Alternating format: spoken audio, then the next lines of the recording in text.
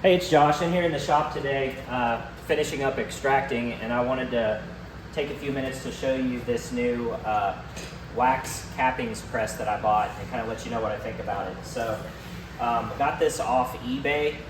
It was about $105 delivered. It is solid stainless steel. It's pretty heavy.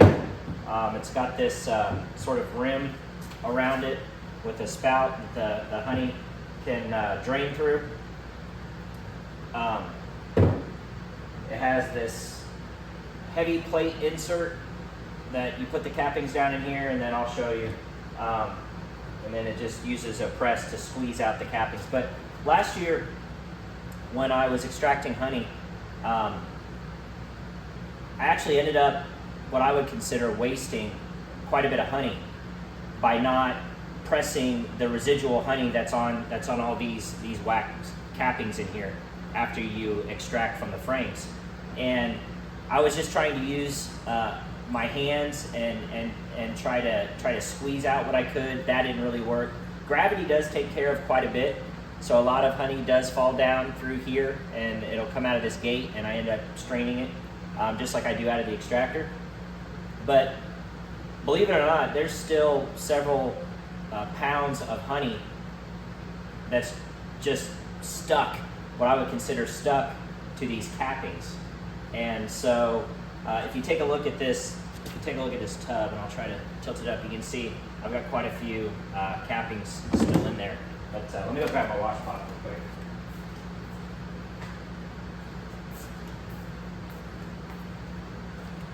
And so the first round that I put through this, I filled it up with cappings to about here.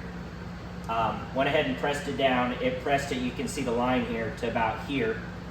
And I have no way of knowing exactly for sure, but I estimate that I probably got anywhere between 3 to maybe 4 pounds of honey that was pressed out of these cappings.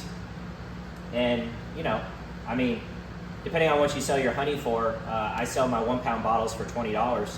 You know, that's $80. So in just one press, this has almost paid for itself.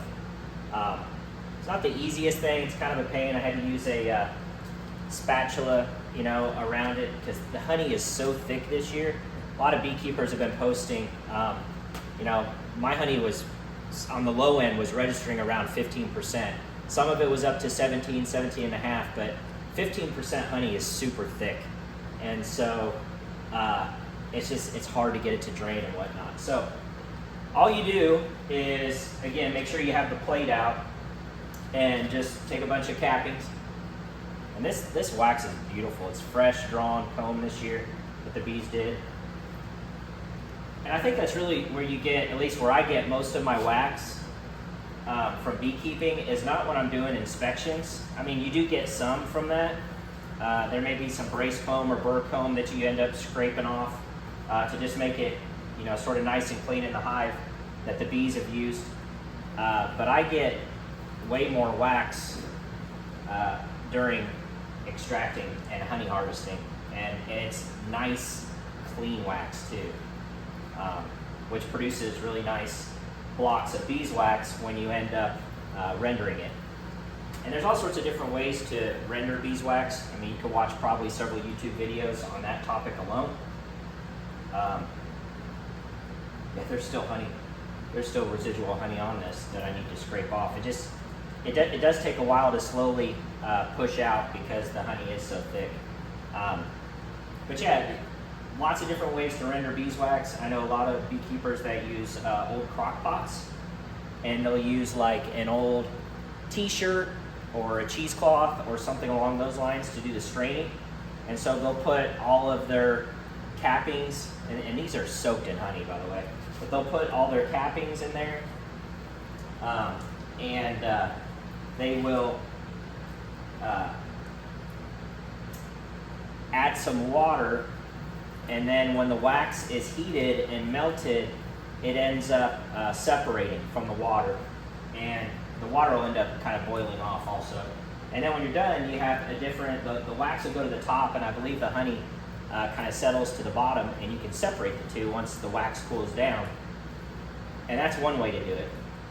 and then you run it through a old t-shirt or cheesecloth. I use a solar melter, which I posted a video a long time ago. It's one of my first videos where I was reviewing that Luoxun solar melter, and I like it okay. It's actually, it's not as messy, I think, as the crock pot method, and all I use is paper towel to strain the wax, and the paper towel does an excellent job filtering out, you know, the bee parts and everything else that you don't want. But it just uses the sun to melt the wax, which is, you know, pretty efficient for sure. I'm gonna go wash my hands real quick. And I like that. I prefer that method, so I've been using that myself.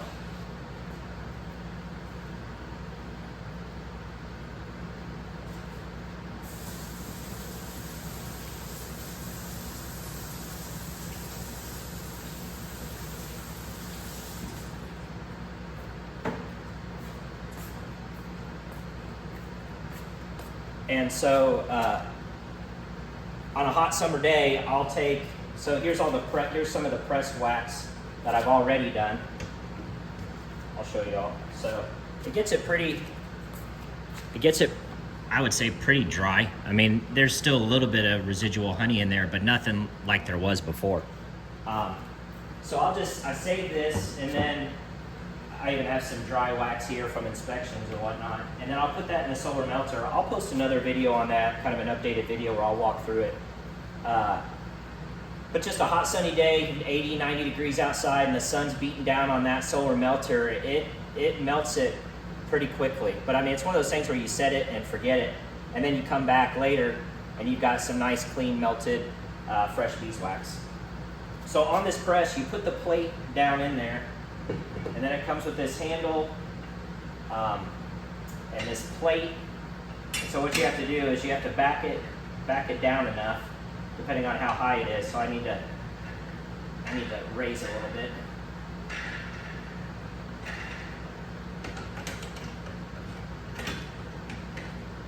Okay. And I'll bring you in closer here so you can really see it. Just bear with me a second.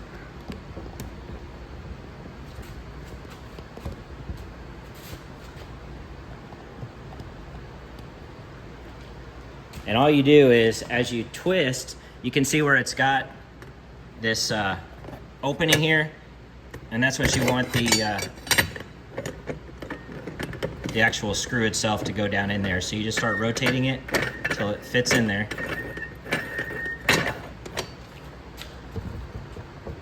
And then as you keep turning it,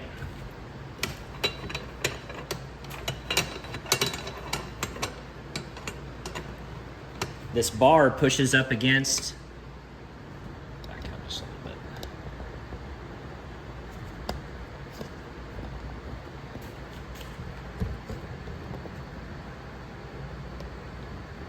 This bar here ends up pushing up against these and presses the wax down.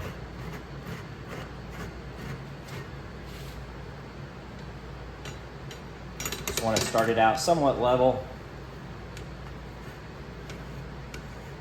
As you keep turning this, you'll start to see honey squeeze out through the sides here. And it's being squeezed out from all directions.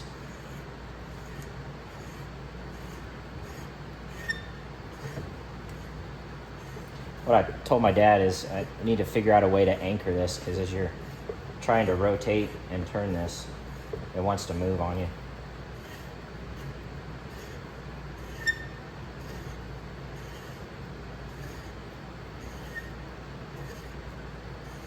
And after you get it pressed, you want to let it sit for a little bit, because that honey will take some time to ooze out. And then if you come back, 20, 30 minutes later, you'll be able to turn it some more and keep pressing and pressing it down as that honey comes out. But I find it works pretty well. I was just trying to come up with a solution to try to avoid wasting all that honey that's in the cappings. And if you just throw it in your melter, yeah, it'll separate the two for you, and you'll have a big layer of honey and then the wax floating on top of that. But if you've heated your honey above, 110, 115 degrees, you've really kind of destroyed all the beneficial enzymes that are in there, which are some of the health benefits that people want from honey. It's still consumable. It's just kind of like sugar at that point. It's just a sweetener. Okay. Dad, can you go over here and hold this so I can keep screwing?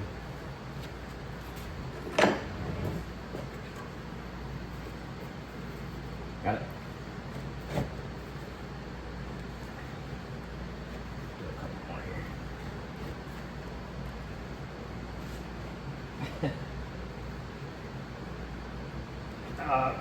All right.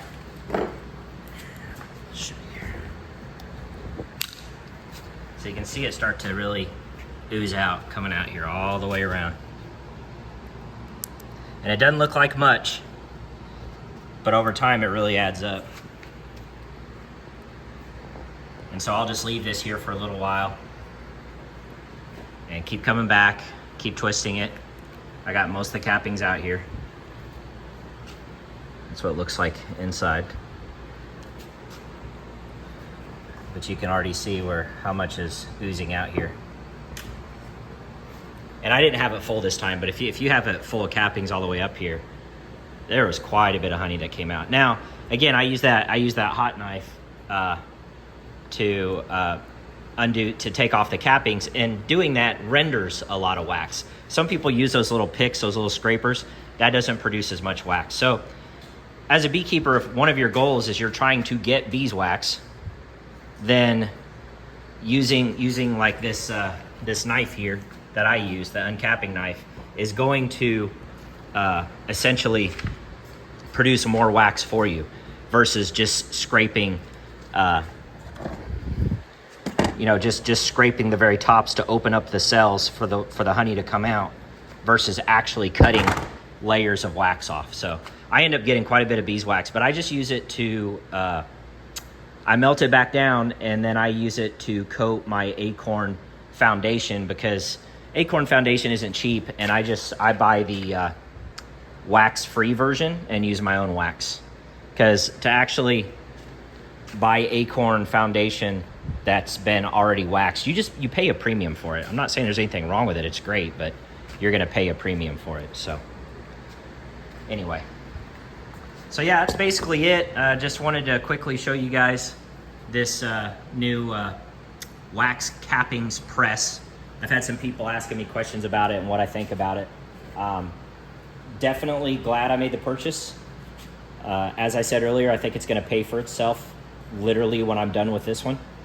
And all the future pressing going forward, it's just icing on the cake. So I'd recommend it. You can get some off eBay. I was looking there, but off Amazon, but the ones I found on eBay just seemed a little sturdier to me. I wanted something that was solid stainless steel.